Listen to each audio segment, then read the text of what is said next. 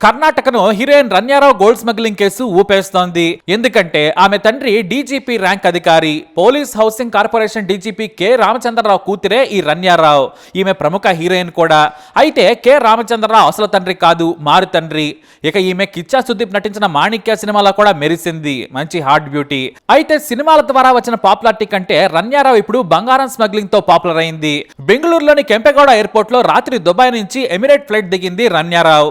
అయితే ఆమె తండ్రి డీజీపీ కావడంతో ప్రోటోకాల్ ఆఫీసర్ ఫ్యామిలీ కాబట్టి బాడీ చెకింగ్ ఉండదు. దీంతో ఆమె ఆ రోజు కూడా ఈ ప్రోటోకాల్ ను ఉపయోగించుకుంది. ప్రత్యేకంగా ఓ ప్రోటోకాల్ ఆఫీసర్ డ్యూటీలో ఉన్న కానిస్టేబుల్ ఆమెను బయటకు తీసుకెళ్తున్నాడు. కానీ వెనుక నుంచి ఓ కస్టమ్స్ అధికారి గట్టిగా ఆఫీసర్ ని పిలిచాడు. ఎందుకంటే చెకింగ్ లేకుండా దర్జాగా రన్యారావును తీసుకెళ్తున్నాడు ఆ కానిస్టేబుల్.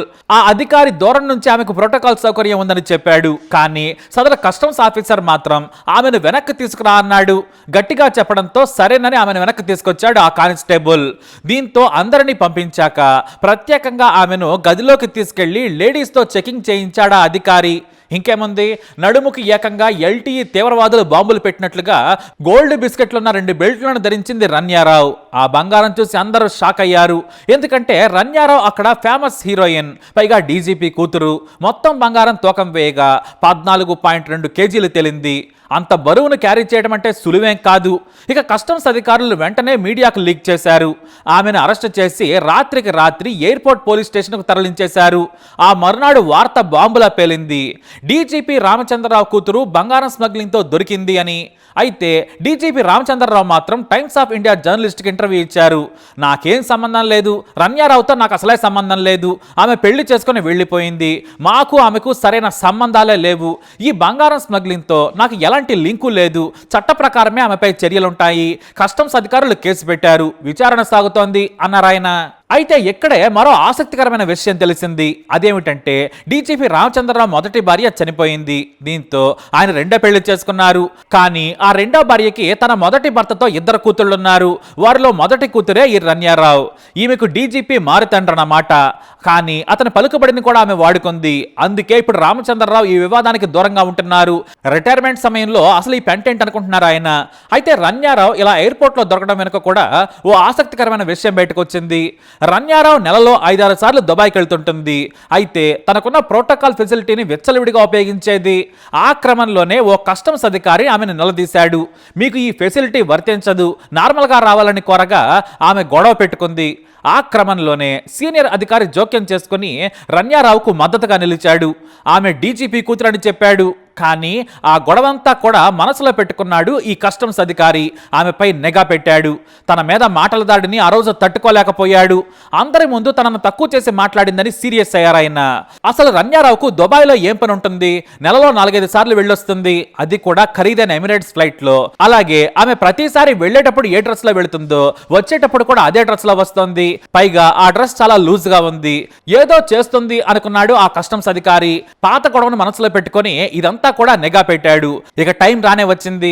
నిఘా పెట్టిన ఆ అధికారి తన సీనియర్ లేని సమయం చూసి రన్యారావుని వెనక్కి పిలిచాడు. అంతేకాదు ఆమెను బయటకు తీసుకెళ్తున్న ఆఫీసర్ను కూడా భయపెట్టాడు. దీంతో చెక్ చేయగా రన్యారావు బంగారం స్మగ్లింగ్ బయటపడింది. ఇక విచారణ చేయగా రన్యారావు దాదాపుగా ఏడాదిలోనే 35 సార్లు దుబాయ్ వెళ్ళినట్లు సమాచారం. మలేషియా కూడా వెళ్ళొచ్చింది.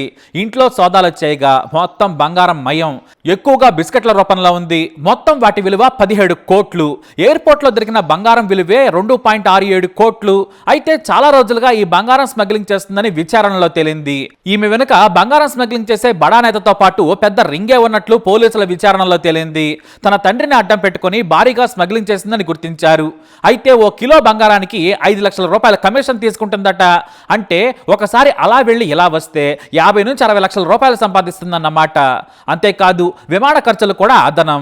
దుబాయ్లో లగ్జరీ హోటల్ బస్తో పాటు అన్నీ కలుపుకొని ఒక్క ట్రిప్కు 12 లక్షల రూపాయలు వసూలు చేసేది. ఇటు కమిషన్ తో పాటు ఎంజాయ్మెంట్ కూడా ఆమెకు కలిసి వచ్చింది. అయితే కొన్నిసార్లు బంగారమే కమిషన్ గా తీసుకునేదట. ఇక ఇప్పుడు ఆమెతో బంగారాన్ని దుబాయ్ నుంచి తెప్పిస్తుంది ఎవరనేది తేల్చే పనిలో పడ్డారు పోలీసులు. ఆమె మీద కస్టమ్స్ యాక్ట్ 1962 కింద కేసు నమోదు చేసి విచారణ చేస్తున్నారు. అయితే పోలీసుల విచారణలో రన్యారావుకు పెద్ద రాజకీయ నాయకుడి అండ ఉందని కూడా అనుమానిస్తున్నారు. అంతేకాదు డీజీపీ ప్రోటోకాల్ అడ్డం పెట్టుకుని రన్యారావుతో ఈ నేరం చేయించారు. ఇటు డబ్బులకు బంగారానికి కకృతి పడ్డ రన్యారావు ఈ స్మగ్లింగ్ గ్యాంగ్ తో చేతులు కలిపిందని విచారణలో తేలింది. దుబాయ్తో పాటు భారత్లోని స్మగ్లర్లతో రన్యారావుకు సంబంధాలున్నాయని డైరెక్టరేట్ ఆఫ్ రెవెన్యూ ఇంటెలిజెన్స్ అధికారులు గుర్తించారు. ఒక్క దుబాయ్ నుంచే ఇదంతా నడిపిందా, వేరే దేశాల నుంచి కూడా అనేది తేల్చే పనిలో పడ్డారు పోలీసులు. ఎందుకంటే ఆమెకు ఎయిర్పోర్ట్ లో బాడీ చెకింగ్ లేదు. ఎయిర్పోర్ట్ లోని కస్టమ్స్ అధికారులతో పాటు ఇతర పోలీసులు కూడా సహకరించినట్లు తేలింది. వారందరి పేర్లు విచారణలో బయటకు వస్తాయని చెబుతున్నారు. అయితే రన్యారావు కేసు ఎంతవరకు వెళుతుందనేది ఆసక్తికరంగా మారింది. ఎందుకంటే పెద్ద నాయకులే కాదు, తండ్రి డీజీపీ, ఇతర స్మగ్లర్లతో కూడా చాలా పెద్ద ఎత్తున సంబంధాలున్నాయి. మరి రన్యారావును జైలుకు పంపుతారా, కేసును బలహీనం చేస్తారా అనేది తేలాల్సి ఉంది. అయితే కర్ణాటక సీఎం మాత్రం ఎవరిని విడిచిపెట్టేది లేదు అంటున్నారు. అయితే గతంలో ఆమె తండ్రి కె రామచంద్రరావు 2 కోట్ల రూపాయలు కొట్టేశాడనే విమర్శలు కూడా వచ్చాయి. రామచంద్రరావు సౌత్ జోన్ డీజీపీగా ఉన్నప్పుడు బస్సులను తనిఖీలు చేయించారు. అది కూడా కేరళ నుంచి వచ్చే వాహనాలను. ఆయనకు ఇంటెలిజెన్స్ సమాచారం అందడంతో చేయించారు. కానీ ఆ సమయంలో ఆయన కాకుండా ఆయన గన్మెన్ ఉన్నాడు. ఒక బస్సు నుంచి దాదాపుగా 2 కోట్లు స్వాధీనం చేసుకున్నారు. కానీ మీడియాకు, డిపార్ట్మెంట్ కి మాత్రం 20 లక్షలు దొరికాయని చెప్పారు. కానీ ఆ వ్యాపారవేత్త మాత్రం నా 2 కోట్లను పోలీసులు స్వాధీనం చేసుకున్నారని చెప్పుకొచ్చాడు. దీంతో ఆయన గన్మెన్ మీద కేసు పెట్టిన పోలీసులు ఆయన్ని వెంటనే బదిలీ చేశారు. ఇప్పుడు ఆ కేసు కథ కూడా మీడియాలో వచ్చింది. డీజీపీ రామచంద్రరావు మాత్రం నాకు ఈ కేసుకు సంబంధం లేదు, నా కెరీర్ లో చిన్న మచ్చ కూడా లేదంటాడు.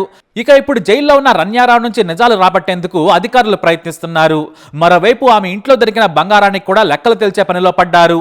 హీరోయిన్ గా పెద్దగా సక్సెస్ కాని 33 ఏళ్ల రన్యారావు తండ్రిని అడ్డం పెట్టుకుని కోట్లు సంపాదించిందనే కామెంట్స్ వినిపిస్తున్నాయి.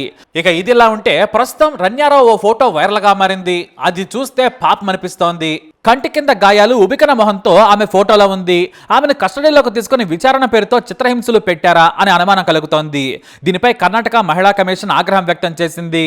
ఆమెపై అధికారులు దాడికి పాల్పడ్డారా అనే ప్రశ్నలు లేవనెత్తారు మహిళా కమిషన్ చైర్మన్ నాగలక్ష్మి చౌదరి. ఒకవేళ ఆమెను కొట్టినట్లయితే రన్యారావు తమకు ఏమైనా ఫిర్యాదు చేస్తే తమకు సాయంగా నిలబడతామని చెప్పారు నాగలక్ష్మి. లేఖ రూపంలో ఫిర్యాదు చేస్తే సాయం చేస్తామన్నారు. ఒకవేళ ఆమె కానీ సంప్రదించకపోతే దానిపై కమెంట్ కూడా చేయమన్నారు మహిళా కమిషన్ చైర్పర్సన్ నాగలక్ష్మి. ఇకపోతే తాను అమాయకురాలంటోంది రన్యారావు. తాను ట్రాప్ లో పడ్డానని, కావాలని ఇలా అక్రమంగా బంగారు కడ్డీలను తరలించలేదని డైరెక్టర్ ఆఫ్ రెవెన్యూ ఇంటెలిజెన్స్ అధికారుల ముందు బోరమంది. తాను నేరం చేసినట్లు ఒప్పుకుంటూనే ఇది తాను కావాలని చేసిన పని కాదని అధికారుల ముందు ఏడుస్తూ ఉంది. డిఆర్ఐ అధికారుల తాజా విచారణలో తాను దుబాయ్తో పాటు యూరప్, అమెరికా, మిగతా మిడిల్ ఈస్ట్ దేశాలను కూడా తిరిగి వచ్చినట్లు చెప్పింది. మరి అక్కడి నుంచి కూడా బంగారం స్మగ్లింగ్ చేసిందా లేదా ఇంకేమైనా చేసిందా అనేది మాత్రం తేలాల్సి ఉంది. ప్రస్తుతానికైతే ఈ కేసు దేశవ్యాప్తంగా సంచలనం కలిగించింది. మరి ముందు ముందు ఏం జరగబోతుందో చూద్దాం. ఈ వీడియోపై అప్డేట్స్ కోసం మై ఛానల్ ఫాలో అవ్వండి. అలాగే తప్పకుండా సబ్స్క్రైబ్ చేసుకోండి.